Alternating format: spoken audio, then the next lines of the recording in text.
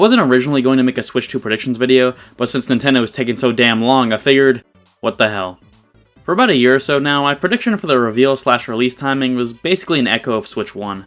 I had said that Nintendo would announce a codename in April at their investor meeting, reveal the console in September, and then release it in March 2025. And yes, I am aware that it's slightly different than what happened with the Switch, but you get the idea, it's basically the same thing.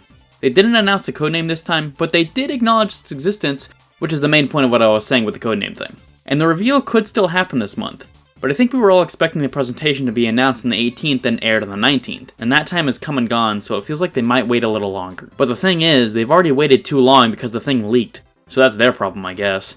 Though to be fair, it's pretty much exactly what we were expecting anyway, so I guess it doesn't really matter that much. And I am going to revise my prediction for the release date now. So now I'm saying it's going to be between March and May, but no later than that. Anyway, my prediction for its appearance is now moot because of the leaks, but I'll go ahead and predict that the dock will be smaller than the Switch dock, also a bit more rounded instead of looking like a rectangle. But the real thing to think about here is what games they're going to show. Well, first of all, I don't think they're going to just drop a trailer like they did last time. They got away with it in 2016 because the Switch was a new concept, so it was fine doing that. Of course, they had games there too, but I think the focus will be even more on the games this time. For first-party games, I think they're going to show a new 3D Mario and Metroid Prime 4. I'm kind of on the fence about Mario Kart, but it would be a huge deal since we haven't gotten a new console entry in 10 years. I also think it's possible we see Animal Crossing. I was thinking either that or Splatoon, but I think Animal Crossing makes more sense because it's more popular and Splatoon 3 is too new. Yeah, they showed Splatoon 2 with similar timing, but that was compared to the Wii U version. Plus, a lot of people thought it might be an enhanced port, so maybe it's good to avoid that. The only problem with Animal Crossing is that I'm not sure if it would look distinct enough from New Horizons.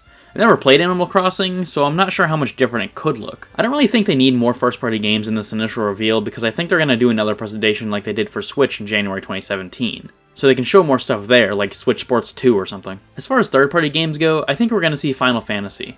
I'm not sure if it'll be 16 or 7 Remake, but I'm thinking 7 Remake because that game is more iconic and I feel like more people would be excited about that than 16. I also think that we'll see Call of Duty here. I think it's about time.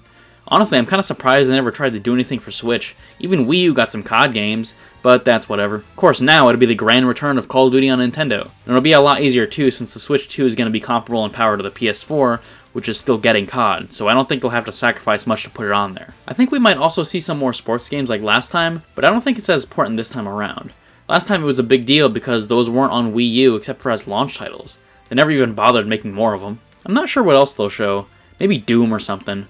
But all the third-party games are going to be stuff we already know about, and it's got to be stuff that isn't already on Switch.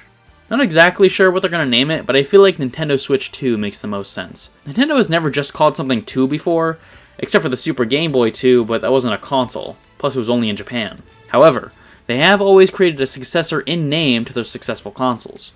The NES got the Super NES, the Game Boy got the Game Boy Advance, Nintendo doesn't consider the Game Boy Color's successor. The DS got the 3DS, and the Wii got the Wii U. So they're obviously going to call it Switch something, and if the name is as boring as the redesign, then it'll be Switch 2. Plus, the number 2 clearly indicates that it's a new thing.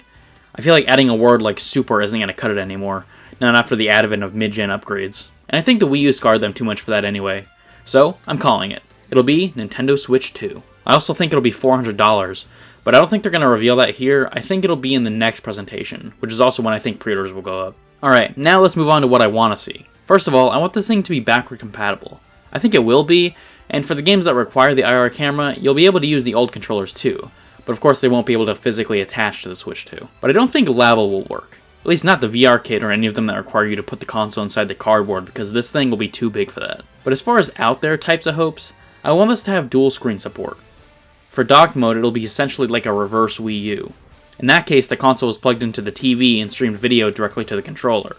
Here, you'll hold the console like normal and stream the video to the dock. For handheld mode, there could be some kind of official flip grip that lets you hold the console vertically and split the screens in software like the 2DS. However, there is another way this could work. In the leaks, you can see a USB-C port on the top of the console. Some people have said this is so that you can charge it in tabletop mode, but I don't think they'd add another USB port just for that.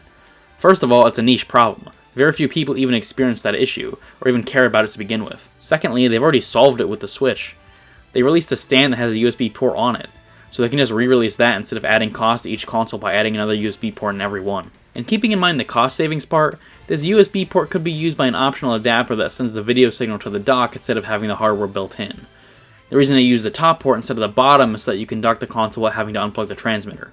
And this transmitter could be bundled with the second screen add-on that also plugs into the top for handheld mode. This way, they could offer Nintendo DS or even Wii U games on Switch Online or something like that, and it could also be used by game developers if they want to add dual screen support for Switch 2 games. This fulfills the desire for dual screens without requiring it and passing the price on to consumers like with Wii U. Of course, I am a big Wii U fan, so this is just what I personally want. But you have to admit, the second USB port is suspicious. As for the games, I would love to see an Ocarina of Time remake, but I don't think that would even be in the first year of the console. Maybe the end of the second year, so I don't think we'd see it for a while. However, I do suspect that Nintendo would launch the console with a Mario game since A, it's been a long enough wait that the next 3 Mario games should be close to complete, and B, Nintendo usually launches their systems with either a Mario game or a Zelda game, and there's no chance they have a Zelda ready for launch unless it's a port, which, needless to say, would not be a good look as a launch title. I think Metroid is going to be a holiday game, probably in October, and of course it's going to be on Switch 1 and Switch 2. I also think they're going to keep releasing Switch 1 games for a while, but it's mostly going to be ports and stuff like Pokemon. I think they'll probably discontinue the normal Switch and Switch OLED pretty soon after launch. They'll probably keep the Switch Lite around a little longer because it's good for them to have a cheap option for parents to buy for their kids, especially if the Switch is still going to get some games even after the Switch 2 comes out. And that's it. For now anyway. I'll definitely do a video giving my impressions whenever Nintendo decides to reveal the console. I think right now is an interesting time because it's most likely that they've already filmed the trailer, so we're just in that awkward standby phase. Well, we can't do anything more but wait. If you got this far, you'll probably like some of my other videos, so subscribe because I plan to make more. And we're currently going for 1,000 subscribers, so you might as well. Plus it's free, etc, etc. Anyway, let me know what y'all think in the comments, and I'll catch you later. Peace.